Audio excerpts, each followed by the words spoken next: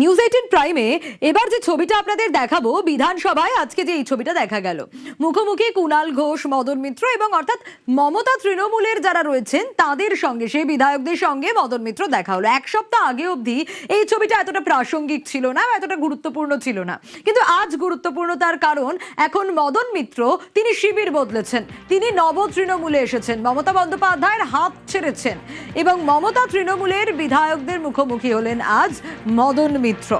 সেখানে ঠিক কি হলো তারপর আরো বিস্তারিত এই বিষয়ে জানাতে পারবে আবির, রয়েছে আমার সঙ্গে। আবির, তো প্রথম বিষয়টা হচ্ছে যে মদন মিত্র তিনি তৃণমূল কংগ্রেসে তিনি কালীঘাট কমিটি শিবির তিনি সঙ্গ ত্যাগ করেন এবং তিনি চলে যান হচ্ছে ঋতব্রত বন্দ্যোপাধ্যায়দের শিবিরে। এবং ঋতব্রত বন্দ্যোপাধ্যায়দের শিবিরে যাওয়ার পর আজকে প্রথম রাজ্য বিধানসভার অভ্যন্তরে তার সাথে কালীঘাটপন্থী তৃণমূল কংগ্রেসের যারা বিধায়করা রয়েছেন তারই যারা সহকর্মী ছিলেন তাদের সঙ্গে বা বিধানসভার অভ্যন্তরে এখনো সহকর্মী তাদের সঙ্গে মুখোমুখি দেখা। আজকে রাজ্য বিধানসভাতে আম্বেদকর মূর্তির নিচে সেখানে বসে সোনা মঞ্চুক নিয়ে একটা অবস্থান কর্মসূচি করছিলেন হচ্ছে তৃণমূল কংগ্রেসের কালীঘাটপন্থী বিধায়করা। সেই কালীঘাটপন্থী বিধায়কদের মুখোমুখি পড়ে যান হচ্ছে মদন মিত্র এবং সেখানেই কুণাল ঘোষ মদন মিত্রকে উদ্দেশ্য করে বলেন যে মদন মিত্র আরো ভালো থাকুন, দীর্ঘদিন ধরে তিনি রাজনীতির সঙ্গে যুক্ত থাকুন। তার যে স্ত্রী এবং পুত্রদের কাছে ইডির তরফ থেকে নোটিশ দেওয়া হয়েছে এবং সেই কারণেই তিনি ভয় পেয়ে তিনি চলে গিয়েছেন হচ্ছে অন্য শিবিরের মধ্যে।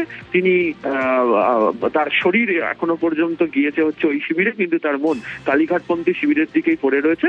তবে তিনি গোপনে আমাদের সঙ্গে থাকুন এবং আমাদের একজন লোক হয়ে তিনি গোপনে সেখান থেকে কাজ করুন, এই বলে তাকে উদ্দেশ্য করে বলেন।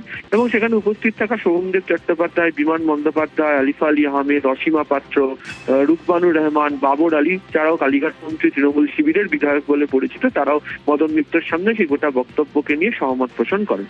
মদন মিত্র পরবর্তী সময় ব্যাখ্যা দিতে গিয়ে বলেন যে তিনি যে সিদ্ধান্ত নিয়েছেন সেটা তার একেবারেই নিজের রাজনৈতিক সিদ্ধান্ত, এখানে ভয় পাওয়ার কোনো বিষয় জড়িত নেই।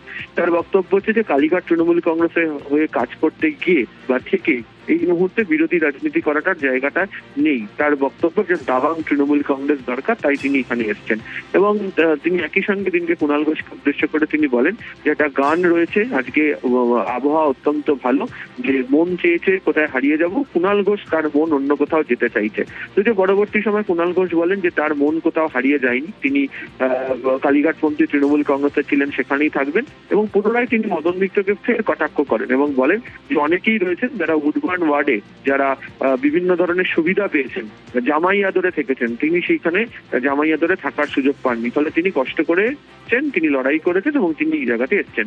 ফলে আজকে রাজ্য বিধানসভার বাইরে একেবারে আম্বেদকর মূর্তির নিচে যে মদন মিত্রর সঙ্গে ঘিরে কালীঘাটপন্থী শিবিরের যে সমস্ত বিধায়করা রয়েছে তাদের সাক্ষাৎ পর্ব এবং তাদের আলোচনার মাঝে দাঁড়িয়ে দুই পক্ষের মধ্যে রাজনৈতিক দরজা বজায় থাকলো। বেশ আবির, শারীরিকভাবে ফিজিক্যালি হয়তো ওইদিকে গেছেন, কিন্তু মদনদাও বিশ্বাস করেন রেপিস্টকে। মদনদার মন অন্যদিকে পড়ে আছে, কাপুরুষের মতো ইডি দিয়ে বৌদি আর ছেলেদেরকে নোটিশ দিয়েছে। ফলে আমরা চাই মদনদা ভালো থাকুক, দু চার দিন যা মন চায় প্রাণ চায় বলুক। আমরা এটুকু জেনে রাখছি আমাদের ভেতরের একটা লোক ওদের মধ্যে রইল। বায়ু, আলো, হাওয়া সব নিয়ে যত গান, পাখি, ফুল, সব থেকে বেশি গান হয়েছে মন নিয়ে। আজ মন চেয়েছে আমি হারিয়ে যাব আমি তোমার সাথে। এখন কুণাল ঠিক আমার সঙ্গে হারাতে চাইছে না অন্য কিছু করতে চাইছে আমি বুঝতে পারিনি। তবে আমার মনে হচ্ছে বোধহয় কুণালের হারাবার দিনটা খুব তাড়াতাড়ি, এটা আমার মনে হলো। স্ত্রী পুত্রর কথা ভেবে স্ত্রী পুত্র চলে যাবে, আমি কেন চলে যাব? সত্যিই যদি আমি কোনো অন্যায় করে থাকি তার তো বিচার হওয়া উচিত, অতএব ওইসব নিয়ে আমার কোনো ব্যাপার নেই।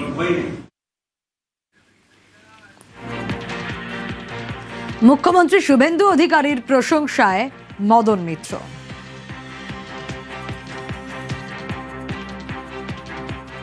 শুভেন্দুর মধ্যে তো নেতৃত্ব দেওয়ার মতো যোগ্যতা রয়েছে, শুভেন্দু ফ্যান হওয়ার মতো তো যোগ্যতা রয়েছে। এই মুহূর্তে পশ্চিমবঙ্গে যত যুবক রাজনীতি করছে তার মধ্যে অন্যতম সর্বশ্রেষ্ঠ যুবকের গরিমা যদি কাউর গায়ে লাগে, মাথায় লাগে, তার নাম অন্যতম নাম নিঃসন্দেহে শুভেন্দু অধিকারী।